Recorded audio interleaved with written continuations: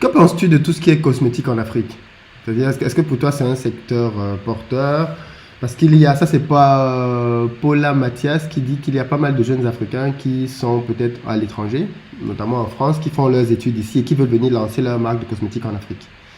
Euh, ou alors qui hésitent entre est-ce qu'il faut les lancer directement sur place ou les lancer ici pour venir les commercialiser là-bas. Mais en tout cas, des marques destinées au public qui est là-bas.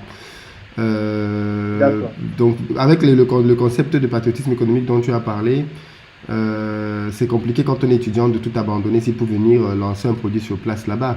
Qu'est-ce que tu peux dire dans ce type de contexte-là? Alors, l'avantage avec cette question, c'est que c'est un domaine d'activité dans lequel nous avons mis sur pied une structure qui s'appelle Startup Cosmétique. C'est l'une de nos industries où, dans un premier temps, il était question de former d'abord des jeunes afin de pouvoir leur donner les aptitudes nécessaires pour pouvoir fabriquer des produits cosmétiques et créer des marques. Et dans un second temps, créer une grande usine de fabrication de produits cosmétiques dans le but de conquérir le monde. Donc, le domaine de la cosmétique, c'est un domaine dont je m'y connais quand même, notamment sur le plan de la stratégie. Ce que je pourrais lui recommander de faire, c'est de ne surtout pas vouloir lancer sa marque de cosmétique en étant seul. Ça, c'est une erreur qu'il ne faut pas commettre. Ça veut dire de se dire, OK, comme je m'appelle Yannick, je vais créer Yannick Cosmétique et je vais arriver au Burkina Faso afin de pouvoir aussi gagner de l'argent dans le domaine de la cosmétique. Non, ça, c'est une erreur fondamentale qu'il ne faut pas commettre pour plusieurs raisons. La première raison, c'est laquelle? C'est que la plupart des Africains ne comprennent pas en réalité qui sont leurs vrais ennemis. La plupart des Africains ne comprennent pas en réalité qui sont leurs vrais ennemis. Allons dans le domaine de la cosmétique. Je menais une enquête une fois, je posais une question simple qui était celle de savoir à qui appartient l'entreprise L'Oréal.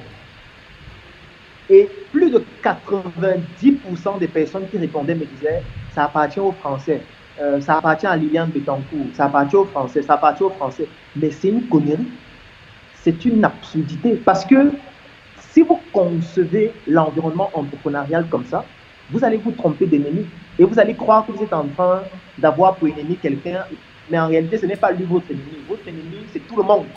Et je vais l'expliquer. Parce qu'en fait, l'entreprise L'Oréal appartient à des millions de personnes de plusieurs pays différents.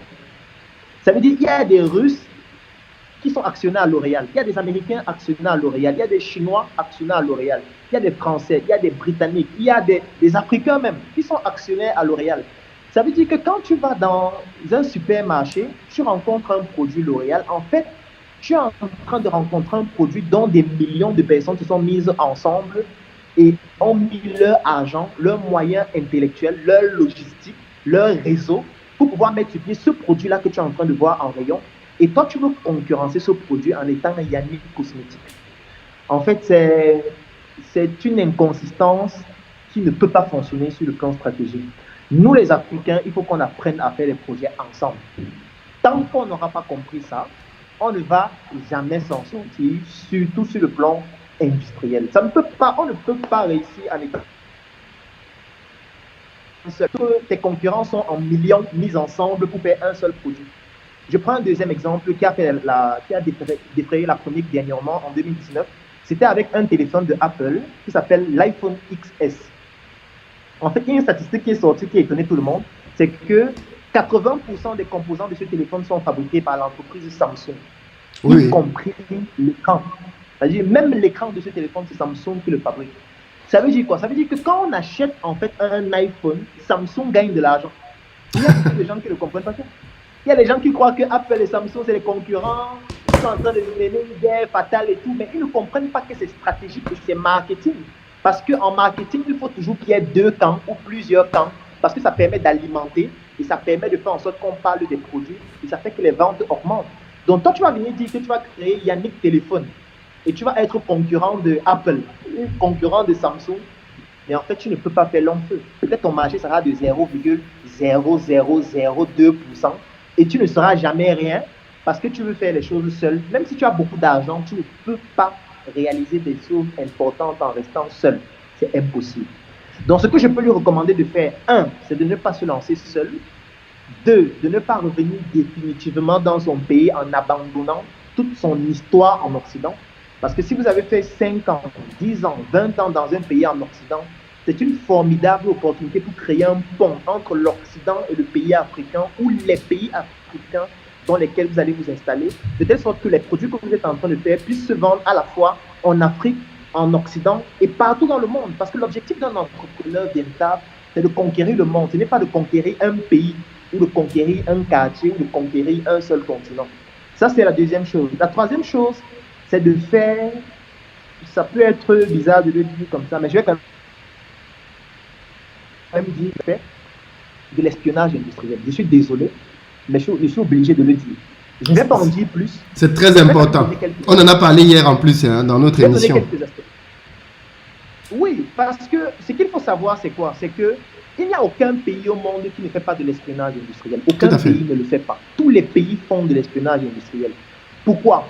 Parce qu'on s'est rendu compte que s'il faudrait mener vous-même les études qui vous permettent de pouvoir arriver aux résultats que les autres ont déjà atteints, vous aurez un gap. Ça veut dire que vous allez perdre trop de temps et les autres, vous ne pourriez plus jamais les rattraper. Donc, qu'est-ce qu'on fait? Si on se rend compte que les autres ont un niveau technologique plus avancé que nous, on va essayer de savoir comment ils ont fait pour atteindre ce niveau-là, pour que le gap ne soit pas trop long. Mais le problème chez nous, c'est qu'on veut recréer des choses qui existent déjà. Donc, il y a des gens qui veulent réinventer l'eau chaude. Donc, ils veulent créer une boisson à base d'une eau chaude qu'ils ont réinventée. Alors, de là, ils disent, prendre de l'eau chaude, utiliser l'eau chaude pour faire son produit. Et c'est ça qui est terrible. Et ça crée un autre problème chez nous, c'est que les gens ont peur de copier. Là, non, il ne faut pas copier, c'est mauvais, il faut que tu innoves. Et on nous sature le cerveau avec l'innovation. Il faut innover. Non, l'Afrique n'est pas au niveau où il faut innover. Pourquoi innover en Afrique? Tout existe déjà. Il faut copier ce qui existe, tropicaliser, adapter à notre contexte et l'utiliser. C'est tout ce qu'il faut faire. Donc, si vous êtes en Occident, ce que vous devez faire, c'est quoi? C'est de pouvoir trouver des astuces pour obtenir des formules chimiques de produits cosmétiques qui peuvent fonctionner en Afrique de façon efficace. Parce qu'il n'y a aucune formule chimique pertinente sur YouTube. Vraiment, si quelqu'un voit ça sur YouTube et il va voir les formules chimiques là-bas pour fabriquer son produit, c'est qu'il est d'une inconsistance qui est déjà obèse. Et il faut peut-être le soigner urgemment. Donc, ce qu'il faut faire, c'est quoi? C'est que les industriels cachent leurs formules. Il n'y a aucune formule chimique pertinente sur Google d'un document qui est gratuit. Aucune formule sur Internet que vous allez avoir gratuitement. Les formules là sont génériques. Vous ne pouvez pas utiliser ça pour en faire votre industrie. Par contre, vous êtes en Occident où eux, ils ont déjà un gap technologique, donc ils ont déjà un certain niveau. Soyez amis avec des chimistes. Devenez amis avec des gens qui ont certaines connaissances et qui, parce que peut-être ils ont beaucoup d'émotions et que peut-être ils sont amoureux de vous, pourront vous dire que voilà. Est-ce que tu sais même que pour fabriquer le gel désinfectant, on utilise telle substance, il faut plutôt faire comme ça au lieu de comme ça, parce qu'en fait, ce que tu vois dans les livres là, en fait, on utilise ça pour vous mettre en erreur, pour que vous ne puissiez jamais nous concurrencer. En fait, on doit faire de l'espionnage, tout simplement. Tout à fait. Ça me rappelle qu'on a vu une vidéo circuler dans les réseaux d'un président africain qui prenait un gel désinfectant et qui se nettoyait le visage, qui mettait un peu partout. Franchement, c'est terrible. Mais bon, si tu as aimé cette vidéo, alors tu vas adorer mon coffret VIP. Le coffret VIP, c'est 200 heures de vidéo, 17 formations pour te permettre de plonger en immersion dans l'univers entrepreneurial et développer tes performances. Et ce n'est pas tout, parce que ce coffret VIP te donne aussi droit à une adhésion de 3 mois dans le Claudel Noubissier Business Group, qui est un groupe business qui comporte plus de 1000 membres pour te permettre de gagner des marchés, trouver des partenaires et même des investissements dans tes projets. Si tu es intéressé par cette opportunité, clique sur le lien dans la description de cette vidéo ou tout simplement contacte-nous afin de pouvoir bénéficier de cette opportunité exceptionnelle. Rendez-vous dans le Claudel Noubissier Business Group.